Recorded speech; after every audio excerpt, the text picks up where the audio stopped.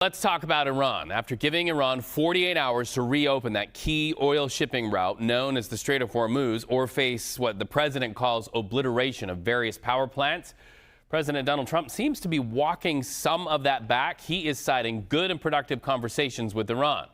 The result, the president says he's going to hold off on military strikes against those Iranian power plants and their key energy infrastructure that affects tens of millions of people there in Iran. The president now setting a new clock. You see that right there, a 5-day period. Meanwhile, the U.S. military continues to hit, and you can see it there, Iran's attack drone capabilities. One explosion after the other, showing the U.S. mission continues. Just this morning, the president addressed the idea of sending more Marines to be boots on the ground in the region. Listen to this. It's been reported that there are Marines that left California, left San Diego last week, at the end of the week. Why are they headed there now? Well, let me ask you this. If you were in my position and I asked you that question, do you really believe I'd give you that? It's a crazy question. Mr. President, we don't talk about strategy.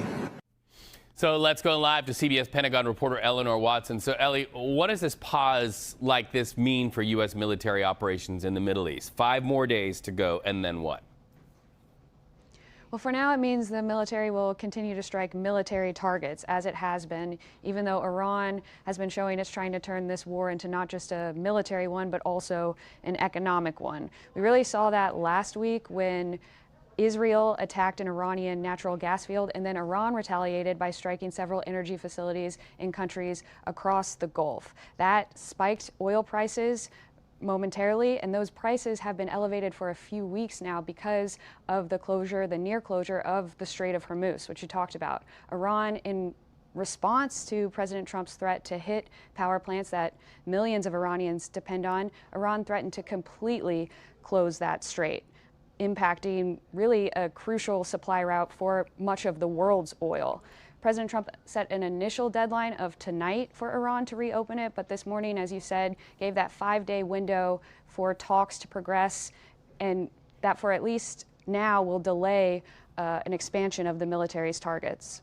Well, and we also know that one of the key objectives of President Trump is this. In fact, these are his own words. Iran can never have a nuclear weapon. So what's your new reporting about the president's feelings about Iran's nuclear stockpiles? Yes, sources have spoken to CBS News, have spoken to myself, Jennifer Jacobs, and James Laporta about strategizing. The U.S. is strategizing ways to seize or destroy the about 900 pounds of highly enriched uranium that's still deep inside Iranian territory. As you said, one of the main objectives the Trump administration laid out when this conflict got started was that Iran cannot have a nuclear weapon. It may be hard to declare fully mission accomplished if that enriched uranium is still inside Iran, because it is near weapons grade and could be enriched to make a bomb if Iran decided to pursue one.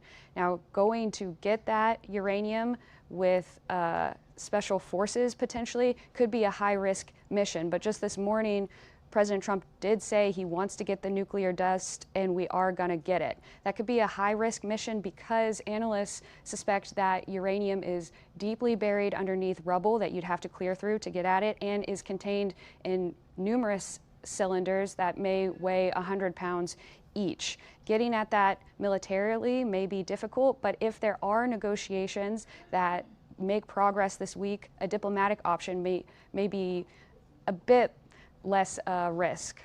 Okay, Eleanor Watson watching this as the situation develops. Thank you so much.